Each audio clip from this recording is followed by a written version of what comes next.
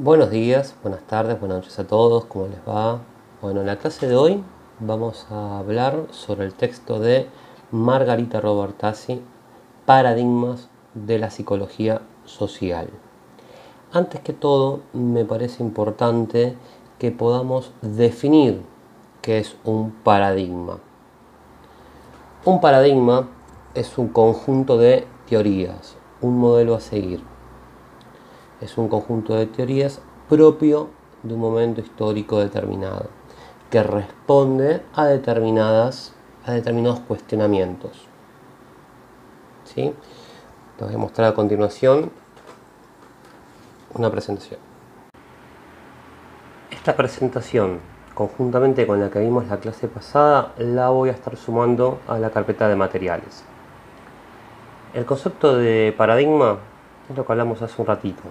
¿Sí? Justamente es un conjunto de teorías que sirve para poder explicar un cuestionamiento, un fenómeno en un momento histórico determinado. Es importante que podamos diferenciar lo que son los paradigmas en las ciencias naturales de las ciencias sociales. En las ciencias naturales, los paradigmas suelen ser pensados de manera positivista. ¿Sí? ¿Qué significa esto? Bueno, que van a ser pensados mediante un método hipotético deductivo. ¿Sí? ¿Qué sería? Bueno, justamente plantearse una pregunta sobre un fenómeno, ¿sí? Y establecer una respuesta a priori. Esa respuesta a priori va a ser contrastada, va a ser puesta a prueba, ¿sí? Mediante un experimento, una observación. ¿Sí? Una vez que se lleva adelante ese experimento, ¿sí?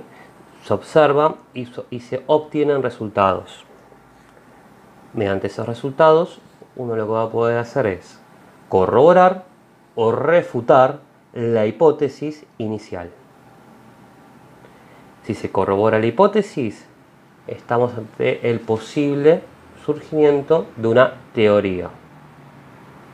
Así funciona, alumnos, la ciencia, ¿sí?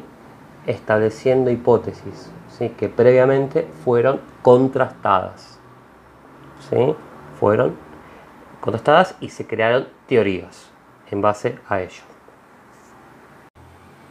Esas teorías o conjunto de teorías que sirve para explicar determinados fenómenos son propios de un momento histórico determinado. Son verdades que se establecen, ¿sí? Para explicar ciertos fenómenos. Hasta que aparece una teoría que de alguna manera, o mejor dicho, una hipótesis, que de alguna manera viene a hacer tambalear la teoría anterior. ¿Sí? Cuando aparece esta nueva hipótesis que hace tambalear la teoría anterior y se pone a prueba y se corrobora, la teoría anterior cae y se establece una nueva. ¿Sí? Por eso una teoría cae, se establece una nueva, estamos hablando que hay un crecimiento espiralado en las ciencias. ¿Sí? Porque lo anterior tiene que caer para que surja algo nuevo. ¿Sí? Por eso se habla de un crecimiento espiralado. En ese crecimiento espiralado hay cada vez una mayor complejización de los conocimientos. ¿Sí? Porque eso que se establece como nuevo, previamente tuvo que cuestionar lo anterior. ¿Sí? Y tuvo que sumarle una mayor complejidad a lo que estaba antes. ¿Sí? Por eso también se dice que en ciencias lo que suele ocurrir es que hay metateorías, o sea, se establecen teorías sobre teorías. ¿Sí? Teorías que vienen de alguna manera a explicar puntos oscuros de teorías anteriores. ¿Sí? Por eso en las ciencias suele pasar esto, ¿sí? Que se pierden cuestiones metateóricas, ¿sí? Que en las ciencias naturales, por las características que tienen las ciencias naturales, no hay mucho inconveniente con ello, porque justamente lo que se logra es una mayor complejización. Pero en las ciencias sociales eso sí es un problema. Pero cuando hablamos de ciencias sociales estamos hablando de justamente una ciencia que tiene una naturaleza muy particular, una naturaleza que no es cuantificable y es difícilmente medible, porque los fenómenos sociales son particulares, son singulares, van a responder a un momento social, van a responder a un contexto determinado. Entonces es muy difícil poder pensar a las ciencias sociales de manera positivista. Si bien vamos a ver en breve que hay paradigmas que van a intentar justamente hacer esto, la realidad, lo que termina demostrando, o una de las realidades, ya veremos por qué aclaro esto, porque la realidad es una construcción social, o por lo menos así la considero, y muchos autores que la consideran también, dictarían eso, ¿sí? De que la realidad es compleja, la realidad es subjetiva, ¿sí? La realidad social, al ser tan diversa, es compleja de poder ser cuantificada y medible.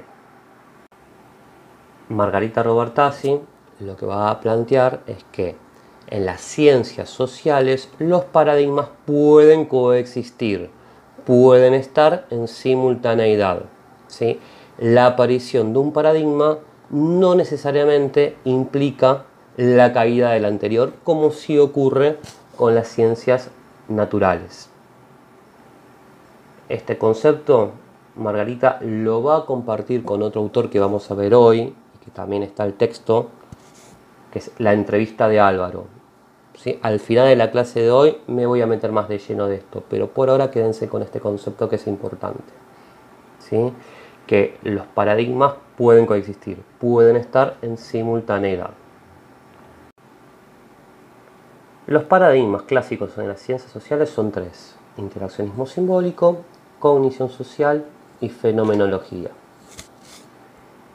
El primero que vamos a ver es la cognición social.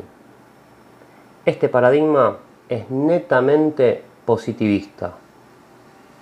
¿Sí? Esto que hablamos hace un ratito de las ciencias, bueno, va a intentar de alguna manera asociar a las ciencias sociales con las ciencias naturales. Va a intentar aplicar la lógica científica de las ciencias naturales en las ciencias sociales. Va a utilizar este método, este modelo hipotético deductivo que hace un ratito comentaba. ¿Sí? Va a buscar establecer leyes universales, verdades absolutas. ¿Sí? Va a buscar la unicidad de las ciencias. ¿Sí? En esto de pensar a las ciencias sociales como parte de las ciencias naturales. La cognición social, van a ver que va a buscar una explicación social de los fenómenos observables. ¿Sí? Va a crear grandes constructos teóricos. Constructos como por ejemplo la palabra resiliencia, ¿sí? O la teoría de la resiliencia. ¿Sí? Les comento, la resiliencia, por ejemplo, es esta capacidad que tiene uno de volverse más fuerte ante las eventualidades de la vida. ¿Sí? Supongamos esas personas que pasaron por muchas situaciones traumáticas, ¿sí? Situaciones difíciles, bueno, justamente se plantea desde la resiliencia de que uno se va volviendo cada vez más fuerte, más duro. ¿De dónde viene la palabra resiliencia? Bueno, es una de las características de muchos metales, ¿sí? Metales que al ser calentados, ¿sí? a un calor extremo, al enfriarse se vuelven más duros. ¿Sí? Este es un concepto científico y que se aplica a las ciencias sociales también, ¿sí? Para poder explicar los fenómenos sociales. Buscar explicaciones generales, sociales, a los hechos particulares tiene un límite.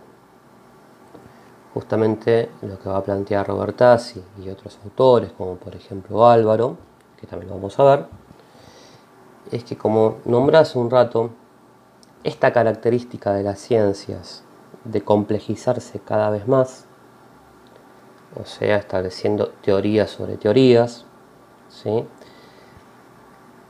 Este crecimiento cíclico hace que en lo que refiere específicamente a las ciencias sociales se pierda el foco. ¿Sí? ¿Por qué?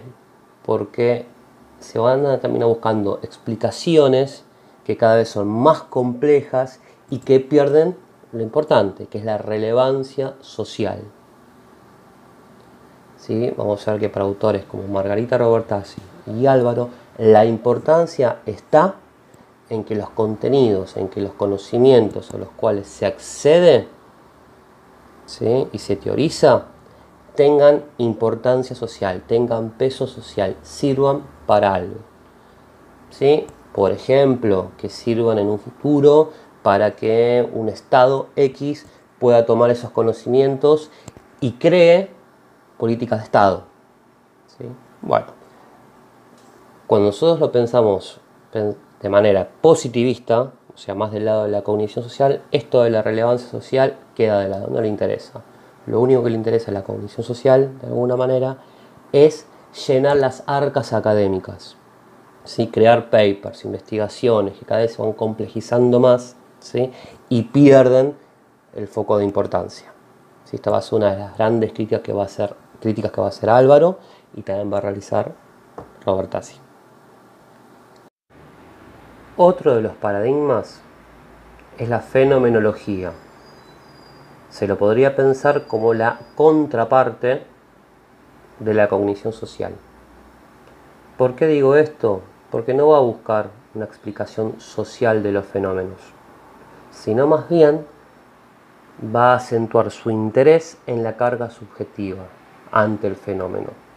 ¿Qué quiere decir con esto de carga subjetiva? Bueno, palabras más, palabras menos, lo que al sujeto le pasa ante ese fenómeno, cómo lo siente, de qué manera, cómo lo vive. ¿Sí? Esto es bien subjetivo, es bien centrado en el individuo.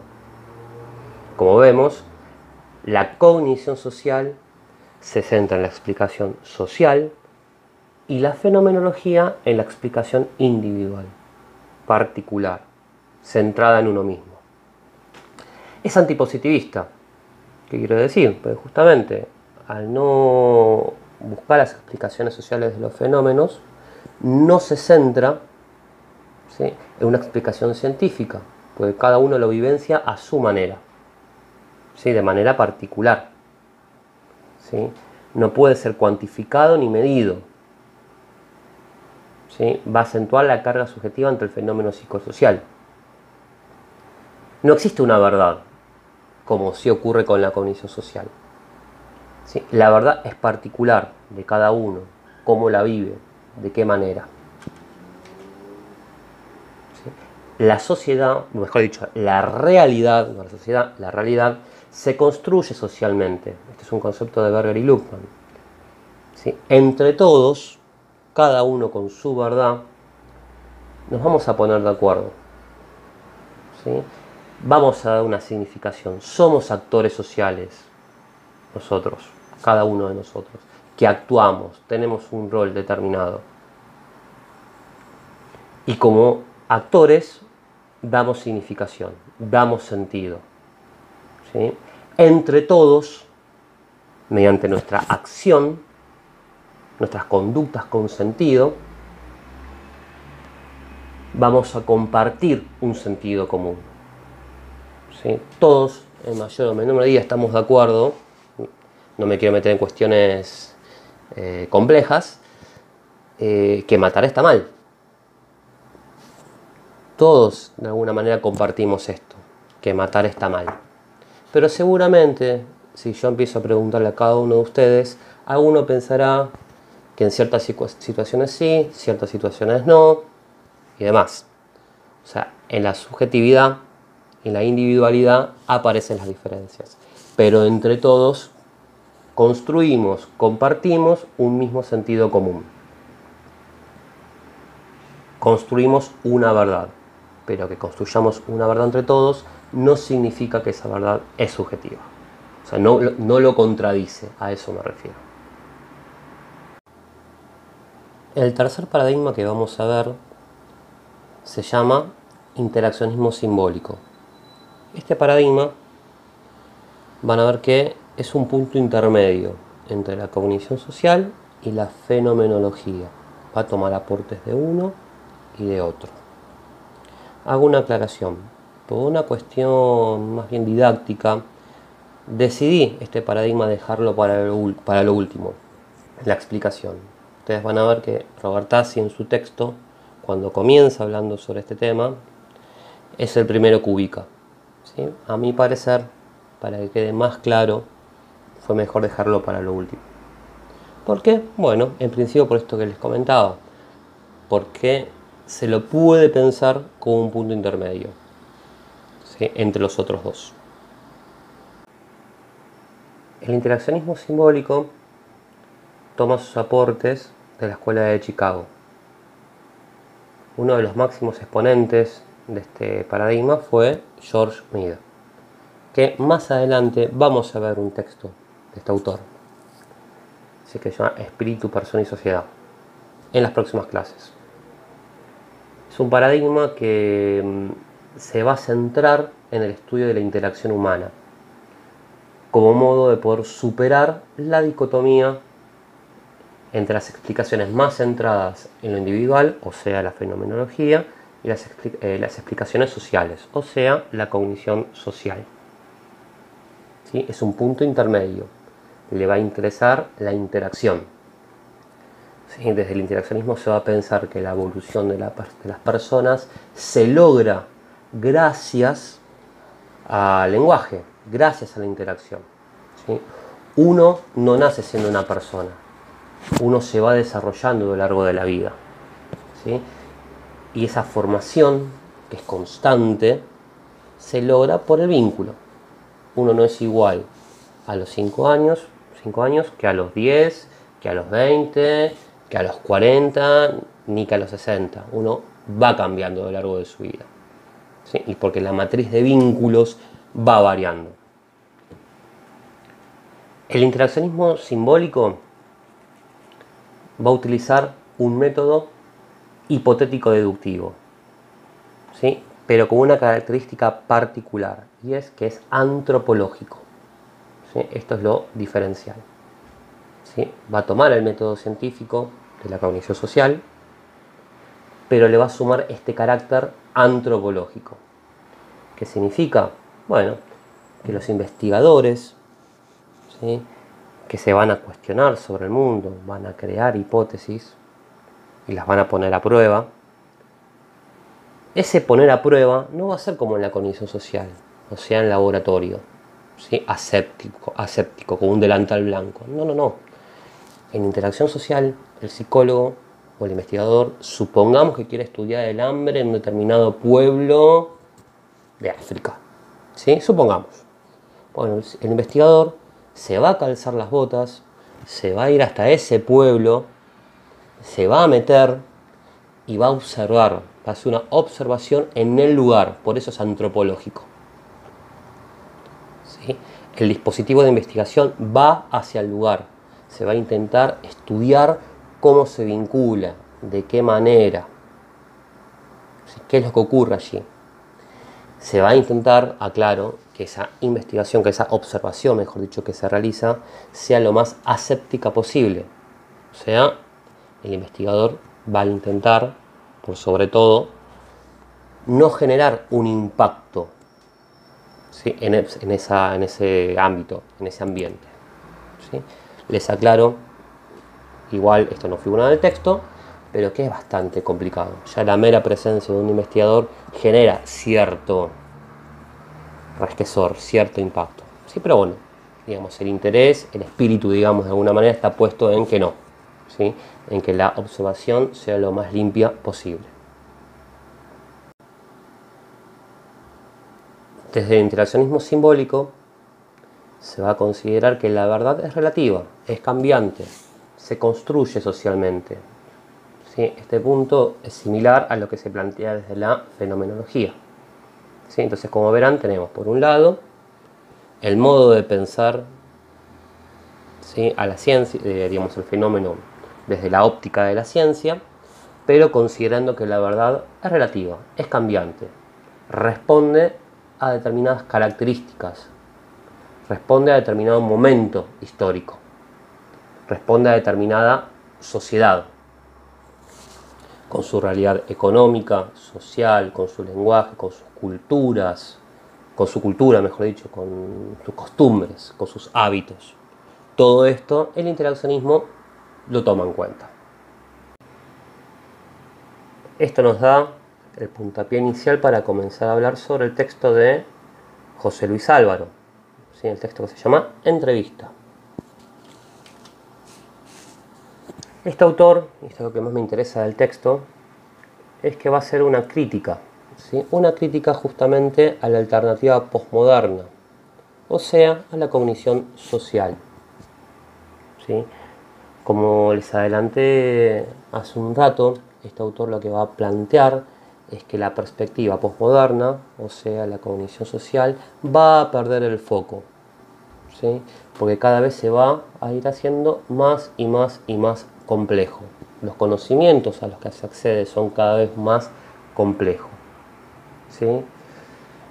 Por eso para este autor lo importante, y que Robert Tassi también va a compartir, es recuperar, ¿sí? Como foco al interaccionismo simbólico, ¿sí? La clave está en el interaccionismo simbólico.